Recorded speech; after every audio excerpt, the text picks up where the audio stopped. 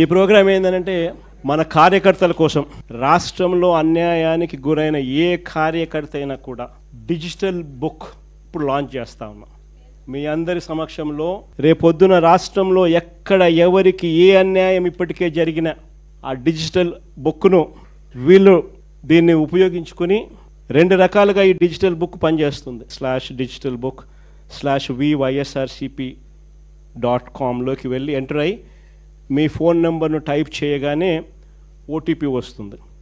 దాన్ని ఎంటర్ చేయగానే location, camera, permission అడుగుతుంది. అది మీరు ఇవ్వగానే మొదట మీకు జరిగిన అన్యాయం గురించి వివరాలు అడుగుతుంది, మీరు నమోదు చేయాలి.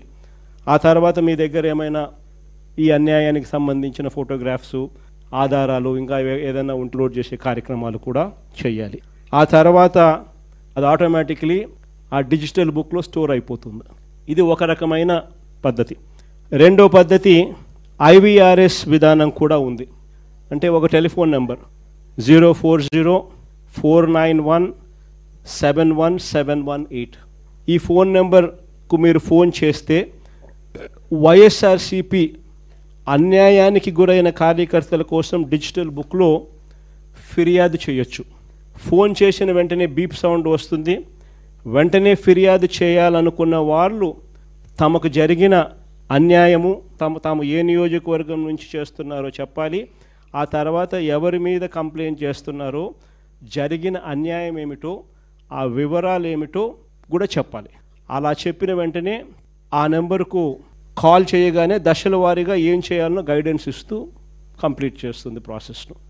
.comలోకి వెళ్ళి ఎంటర్ అయ్యి మీ ఫోన్ నెంబర్ను టైప్ చేయగానే ఓటీపీ వస్తుంది. దాన్ని ఎంటర్ చేయగానే లొకేషను, కెమెరా, పర్మిషన్ అడుగుతుంది.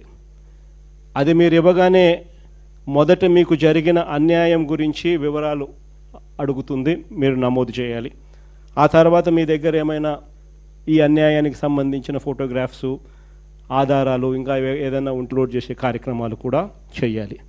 ఆ తర్వాత అది ఆటోమేటిక్లీ ఆ డిజిటల్ బుక్లో స్టోర్ అయిపోతుంది. ఇది ఒక రకమైన పద్ధతి. రెండో పద్ధతి IVRS విధానం కూడా ఉంది. అంటే ఒక టెలిఫోన్ నెంబర్ 040-491-71718. ఈ ఫోన్ నెంబర్కు మీరు ఫోన్ చేస్తే వైఎస్ఆర్సిపి అన్యాయానికి గురైన కార్యకర్తల కోసం డిజిటల్ బుక్లో ఫిర్యాదు చేయొచ్చు. ఫోన్ చేసిన వెంటనే బీప్ సౌండ్ వస్తుంది. వెంటనే ఫిర్యాదు చేయాలనుకున్న వాళ్ళు తమకు జరిగిన అన్యాయము, తాము ఏ నియోజకవర్గం నుంచి చేస్తున్నారో చెప్పాలి. ఆ తర్వాత ఎవరి మీద కంప్లైంట్ చేస్తున్నారో, జరిగిన అన్యాయం ఏమిటో, ఆ వివరాలు ఏమిటో కూడా చెప్పాలి. అలా చెప్పిన వెంటనే ఆ నెంబర్కు కాల్ చేయగానే దశల వారీగా ఏం చేయాలనో గైడెన్స్ ఇస్తూ కంప్లీట్ చేస్తుంది ప్రాసెస్ను.